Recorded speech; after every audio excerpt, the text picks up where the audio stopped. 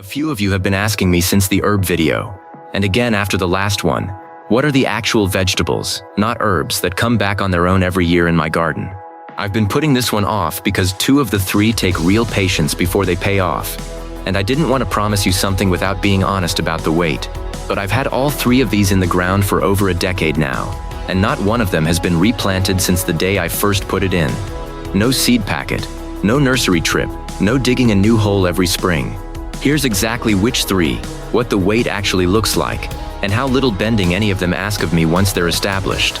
The first is asparagus, and I want to start with this one because it's the one that tests your patience the most, and I'd rather you know that up front than feel misled 2 years in. Asparagus is a true perennial. The crown, which is essentially a mass of roots you plant about 6 inches deep, lives in the ground indefinitely, and a healthy bed can keep producing for 15 to 20 years or more. I've heard of beds still producing well past 30. But here's the honest part. You do not harvest asparagus the first year, and you barely harvest it the second. The plant needs that time to build up enough root reserve to support real spring growth. I planted my crowns in a dedicated raised bed, waist height like everything else, and for the first 2 springs I let every single spear grow up into ferny foliage, instead of cutting a single one, no matter how tempting it was. That foliage is what feeds the roots below ground. Before planting, I dug a trench about 8 inches deep and worked in a generous amount of compost along the bottom, since asparagus is a heavy feeder for its first couple years and rewards good soil prep more than almost anything else I've grown. Skimping on that trench prep is the single biggest mistake I see people make with a new asparagus bed. By year 3, I harvested lightly, maybe a third of what came up.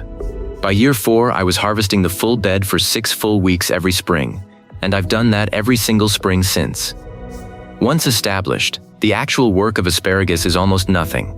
In spring, spears push up through the soil on their own, and I walk out with my coffee, snap them off at ground level with my fingers. No cutting tool needed. They break cleanly right where they should, standing the entire time. After the 6-week harvest window each spring, I stop cutting and let the remaining spears grow up into tall, feathery fronds for the rest of the season. Those fronds look a little wild, I'll admit. Nothing like a tidy vegetable bed, but they're doing the same job the first 2 years of foliage did, feeding the crown for next spring. In late fall, once the fronds have yellowed and died back on their own, I cut them down to a couple inches above the soil, which takes maybe 10 minutes for the whole bed. And that's the entire yearly maintenance beyond a light layer of compost each spring. The second is rhubarb, and this is the one I'd point almost anyone toward first if patience isn't your strong suit. Because unlike asparagus, you get a real harvest by the 2nd year. Rhubarb is also a true perennial, hardy in genuinely cold climates, reliable down into zone 3, and it comes back from the same crown every single spring without fail.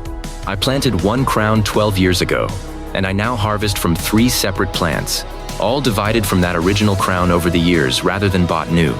Here's something worth knowing before you plant it though, and I want to be direct about this because it matters for safety, not just gardening technique. Only the stalks of rhubarb are edible. The leaves contain oxalic acid at levels high enough to be genuinely toxic if eaten in quantity. I've grown this plant for over a decade and I still make a point of saying it clearly every time I talk about rhubarb, because it's exactly the kind of detail that gets glossed over in a quick video, and it shouldn't be. For variety, I grow Victoria, the classic green-stalked variety most nurseries carry, and about as reliable as rhubarb gets, alongside 1 Canada red plant for the deeper crimson color, which honestly makes for a prettier pie but doesn't taste meaningfully different from the green. The color is mostly for show, and I want to be honest about that rather than oversell it. Harvesting rhubarb couldn't ask less of your body. Once the stalks are a foot or more long, typically starting in April or May depending on your zone, you grab a stalk near the base and pull with a slight twist, and it comes free from the crown cleanly. No cutting tool required, standing the whole time at whatever height you've planted it. I stop harvesting by early July each year to let the plant rebuild its energy for the following spring. And beyond that single rule, the maintenance is close to nothing. A yearly top dress of compost around the crown, and dividing the whole plant every 4 or 5 years once it gets crowded, which is also how I've gotten 2 free plants out of my original one without ever buying a second crown. Here's what surprised me about both of these, now that I've grown them side by side for over a decade. The actual effort per pound of harvest is lower than almost anything else in my garden, tomatoes included. The cost was patience up front, not ongoing work. But neither of these solves the problem some of you are probably already thinking about, which is space and cost for a plant you're committing to for 15 or 20 years. There's a third option that asks for almost none of that commitment, and it might be the strangest plant on this entire list. More on that in just a minute. Quick one before I keep going. Do you already have asparagus or rhubarb growing, or would either of these be brand new for you? Drop which one below. I read every comment. The third is something most folks have never heard of, and I understand if that sounds like a stretch for a no-seed packet claim, but stay with me. Egyptian walking onions. These are a genuine perennial onion, hardy through brutally cold winters, and instead of growing new plants from seed, they do something almost nobody expects the first time they see it. Instead of flowering normally, the plant produces a cluster of small bulbils at the very top of each tall stalk, up where a flower would normally be. As those bulbils grow heavier through summer, the stalk eventually bends over under the weight, and wherever those bulbils touch soil, they root and start a brand new plant right there. Over a few years, an onion patch that started in one corner of my garden has genuinely walked several feet across the bed, one stalk tip at a time, which is exactly where the name comes from. I know what some of you are thinking, because I thought the same thing the first time a neighbor told me about these. Walt, that sounds like it could take over the whole yard. Fair concern, and the honest answer is it can spread more than you might want if you completely ignore it. What I do every year is simple. In late summer, once those top bulbils have fully formed, I harvest most of them by hand, standing at the bed, just twisting the cluster free from the top of the stalk. Some I replant immediately in a new spot if I want the patch to spread on purpose. Most I bring inside to use in the kitchen just like a small shallot or pearl onion. And a few I deliberately leave on the stalk to let the plant do its own thing and walk a little further next season.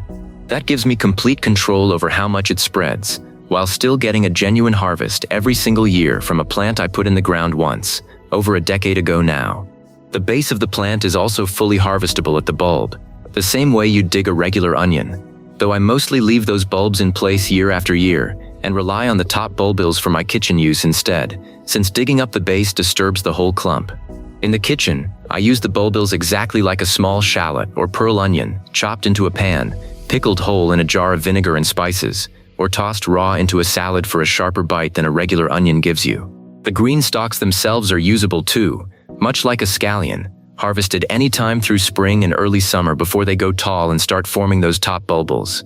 Between the greens in spring and the bulbils by late summer, this one plant genuinely gives me 2 separate harvests a year from the same patch, which is more than I can say for almost anything else on this list. And it's the one plant on this entire list that costs nothing to expand once you have it. Every bulbil is a free new plant, and I've given away more onion starts to neighbors from this one patch than I ever have from anything else I grow. One more thing worth knowing before winter hits, since all 3 of these stay in the ground year-round, rather than getting pulled up like an annual. The cold doesn't bother any of them once they're dormant, but the timing of your fall cleanup does matter. For asparagus, I wait until those fronds have fully yellowed and died back naturally before cutting them down, since the plant is still pulling energy out of that foliage right up until frost finishes it off. Cut it too early and you're robbing next spring's harvest of some of its strength. Rhubarb needs nothing at all in fall, beyond letting the leaves die back on their own. I don't even bother cutting them off. They collapse and break down into the bed by themselves over winter. The walking onions are the toughest of the 3 by far, shrugging off hard freezes without any protection whatsoever. And in milder climates, the green tops barely die back at all through winter. Now, before anybody asks whether any of these 3 actually work in a container instead of a ground bed, rhubarb and the walking onions both do fine in a genuinely large container, at least 15 gallons for rhubarb given how big the leaves get, and the walking onions barely need any depth at all. Asparagus is the one exception here. The crown's root system spreads too wide and needs too much undisturbed depth to thrive long-term in anything short of a proper ground bed or a very large dedicated raised bed built specifically for it. If you're working entirely in containers, I'd start with rhubarb first, then the walking onions, and treat asparagus as a project for if you ever get access to a dedicated ground bed down the road. One question I get constantly with perennials like these: does the location matter, or can I just tuck these in wherever there's a gap? It matters more than people expect. All 3 want a spot they'll occupy for years, even decades in the case of asparagus. So pick the location once and commit to it, rather than planning to move things around later the way you might with an annual vegetable bed. I dedicated one entire side of my yard to these 3 when I started, specifically because I knew I wasn't going to want to dig any of them up and relocate them once they were established. I put the exact planting depth, the harvest windows for each of these 3, and the safety note about rhubarb leaves into a free checklist, links right below if you want the shortcut instead of the decade of trial and error I put into figuring this out myself. Here's what I want you to take from all this. 3 vegetables, planted once, over a decade ago for 2 of them, and not replanted since. Asparagus for the patient gardener willing to wait 3 years for 15 or 20 years of return. Rhubarb for anyone who wants a real harvest starting the 2nd year, with almost no ongoing work beyond a yearly top dress of compost. Egyptian walking onions for anyone who wants something that spreads and multiplies entirely on its own, for free, every single year. None of these 3 asked for a single afternoon on my knees once they were established, and none of them have cost me a dime beyond what I spent the very first year I planted them. The wait is real with 2 of them, and I won't pretend otherwise. But so is the payoff, decades of it, from soil you'll never have to dig up and replant again. If you want the full checklist, it's free, link right below. Next week, I'm going back to something a little more familiar, the soil mistake that almost cost me my entire container garden a few summers back, and exactly what I changed after it happened. This is real gardening, for real bodies, from someone who's been doing this long enough to finally answer the question you've been asking, and isn't planning on stopping anytime soon.